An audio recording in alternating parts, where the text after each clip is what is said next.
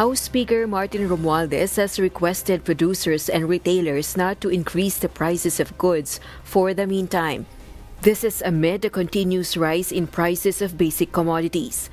Naglalambing kami sa lahat ng mga producers, sa lahat ng mga traders, dito sa mga supermarkets na dinadaan natin sa lambing, pakiusap, malasakit sa ating mga kapwang mga Pilipino. Let's all work together. According to the House Leader, legislators will assist retailers and producers to maintain affordable prices for goods. The Speaker and House Deputy Majority Leader and ACT-CIS Party List Representative Erwin Tulfo met with retailers, grocery owners, and agricultural groups.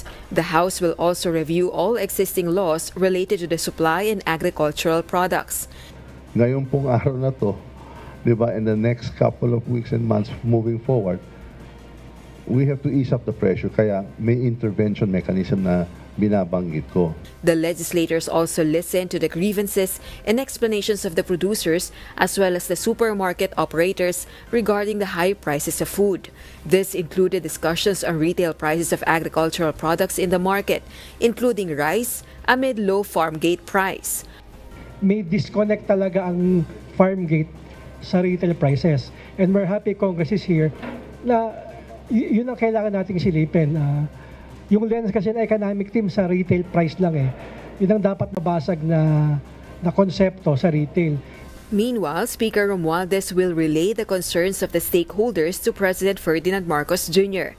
This includes the issue of importation.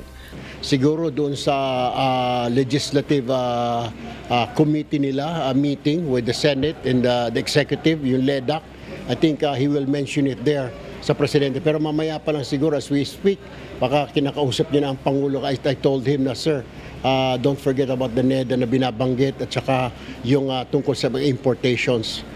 Rosa Licoz, UNTV News and Rescue. We serve the people, we give glory to God.